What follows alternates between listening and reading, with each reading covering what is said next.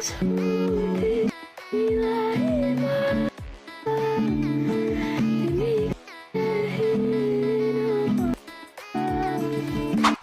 Before र after video हजुरले देख्नुभयो।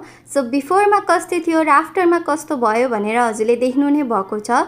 सो यो भिडियोमा चाहिँ मैले के एडिट गरेको छु भन्दाखेरि सुरुमा मैले स्काई रिप्लेस गरेको छु अनि पछि चाहिँ मैले टेक्स्ट एडिट गरेको छु। सो यो भिडियोलाई हजुरले लास्टसम्म हेर्नु होला बिकज मैले डिटेलमा भिडियो पहिला पनि धेरै बनाएर हालेको छु। सो हजुरले गएर हेर्न सक्नुहुन्छ र हजुरलाई यो भिडियो कस्तो लाग्छ एक लाइक गरेर मेरो च्यानललाई सब्स्क्राइब गर्न नबिर्सिनु होला र यो भिडियो चाहिँ सक्दो शेयर गर्नु होला र हजुरले पनि यस्तै खालको भिडियो एडिट गर्दै हुनुहुन्छ र यसरी नै हजुरले स्काई रिप्लेस गरेर यसरी नै हजुरले टेक्स्ट एडिट गर्दै हुनुहुन्छ भने चाहिँ मलाई चाहिँ प्लिज इन्स्टाग्राम र टिकटकमा मेन्सन गर्न नबिर्सिनु होला। अनि यसरी नै भिडियो एडिट गर्नको लागि चाहिँ हजुरले भिडियो पनि त्यस्तै गरी नै सुट गरेको हुनुपर्छ। सो हजुरले देख्नु नै भयो मैले पनि आफ्नो भिडियो त्यसरी नै सुट गरेको थिएँ। सो यसरी चाहिँ भिडियो सुट गरिसकेपछि चाहिँ एडिट गर्नको लागि मैले क्यापकट एपको युज गर्छु।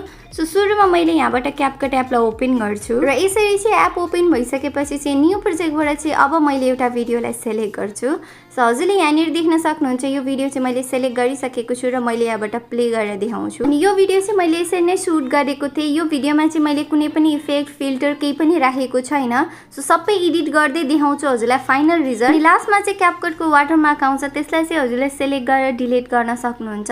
त्यसपछि चाहिँ हजुरले चाहिँ कर्सरलाई सुरुमा लिएर आउने हजुरले भिडियो हेर्नु नै भयो। अब त्यसपछि चाहिँ म ओभरलेमा क्लिक गर्छु। त्यसपछि एड ओभरलेबाट चाहिँ म क्लाउड सेलेक्ट गर्छु। सो यो क्लाउड चाहिँ मैले आफ्नो टेलिग्राम च्यानलमा चाहिँ अपलोड गरेर राखिदिएको छु। लिङ्क मेरो डिस्क्रिप्सनमा छ। हजुरले त्यहाँबाट डाउनलोड गर्नु होला अदरवाइज हजुरले मलाई इन्स्टाग्राममा पनि माग्न सक्नुहुन्छ। सो अब चाहिँ म एड ओभरलेमा क्लिक गरेर मैले एउटा क्लाउड सेलेक्ट गरेँ। अनि अब यो क्लाउडलाई चाहिँ मैले एडजस्ट गर्छु। सो एडजस्ट गर्नको लागि चाहिँ यो क्लाउडलाई चाहिँ मैले माथिपट्टि सार्छु। सो माथिपट्टि सारिसकेपछि मेरो जति स्काई देखिन्छ त्यतिसम्म मात्र मैले यो क्लाउडलाई राख्छु। अनि यसरी राखिसकेपछि चाहिँ हजुरले देख्नुभयो मैले यतिसम्म मात्र राखेँ। अनि त्यसपछि मैले स्क्रल गर्दै गएपछि अनवान्टेड चाहिँ मैले क्लाउडलाई चाहिँ डिलिट गरिदिन्छु स्प्लिट गरेर। त्यसपछि चाहिँ म हल्का ब्याक आउँछु। ब्याक आइसकेपछि चाहिँ हजुरले देख्न सक्नुहुन्छ यहाँनिर मैले अब यो क्लाउडमा क्लिक गर्छु। त्यसपछि म स्क्रल गर्दै जाँदाखेरि हजुरले त्यहाँनिर एउटा अप्सन देख्न सक्नुहुन्छ मास्क भन्ने अप्सन। त्यसमा क्लिक गरेर चाहिँ मैले फिल्म स्ट्रिपमा चाहिँ मैले क्लिक गर्छु। यसमा क्लिक गर्ने बित्तिकै हजुरले यसरी एडजस्ट गर्न सक्नुहुन्छ यसरी सारेर।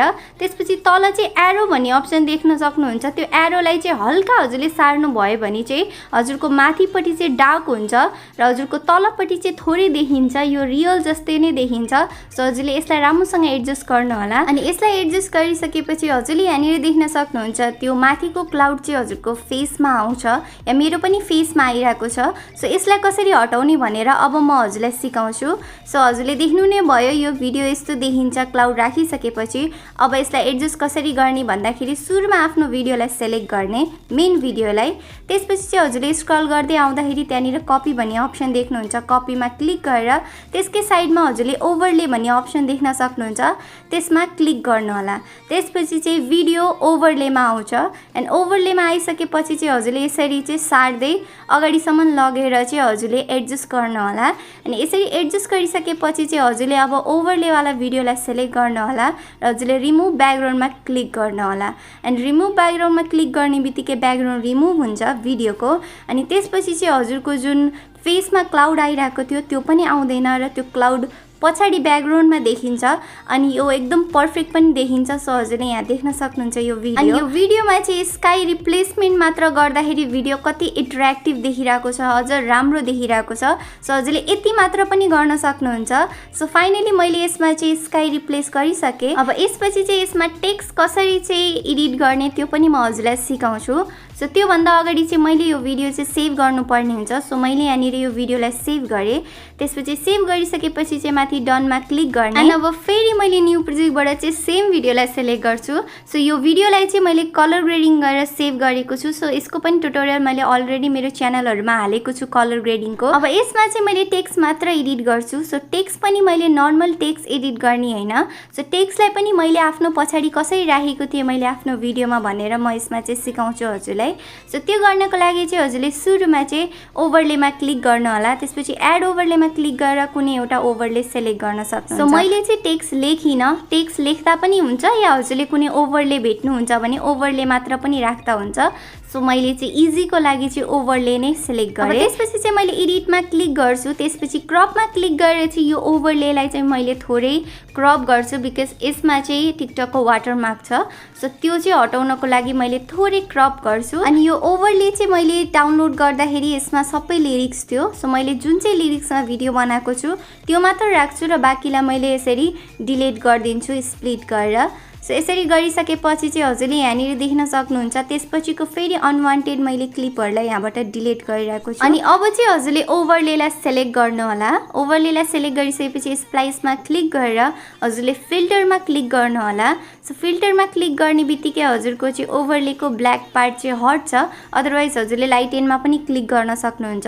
सो मैले चाहिँ यहाँनिर फिल्टर नै सेलेक्ट गरेँ। अनि अब चाहिँ मैले टेक्स्टलाई एडजस्ट गर्छु। सो हजुरले भिडियोको कुन चाहिँ पार्टमा टेक्स्ट राख्ने हो अनि कता साइडमा राख्ने हो। अनि यो टेक्स्टलाई पनि यसरी एडजस्ट गरिसकेपछि चाहिँ अब यो टेक्स्टको चाहिँ साउन्डलाई पनि हजुरले यहाँबाट चाहिँ अफ गरिदिनु होला।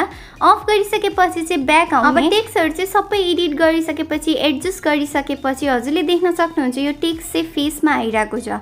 अब यसलाई चाहिँ पछाडि कसरी राख्ने। अनि अब सुरुमा चाहिँ हजुरले मेन भिडियोलाई चाहिँ सेलेक्ट गर्ने। भिडियोलाई चाहिँ सेलेक्ट गरिसकेपछि चाहिँ हजुरले स्क्रल गर्दै गएपछि फेरि पनि हजुरले त्यहाँनिर कपी भन्ने अप्सन देख्न सक्नुहुन्छ। सो त्यसलाई कपी गर्ने, फेरि ओभरलेमा क्लिक गर्ने र त्यो भिडियोलाई एज अ ओभरले लिएर आउने कपी भिडियोलाई। अनि ओभरलेमा लिएर आएर एडजस्ट गरिसकेपछि फेरि ओभरलेको भिडियोलाई सेलेक्ट गर्ने, त्यसपछि रिमुभ ब्याकग्राउन्डमा क्लिक गर्ने।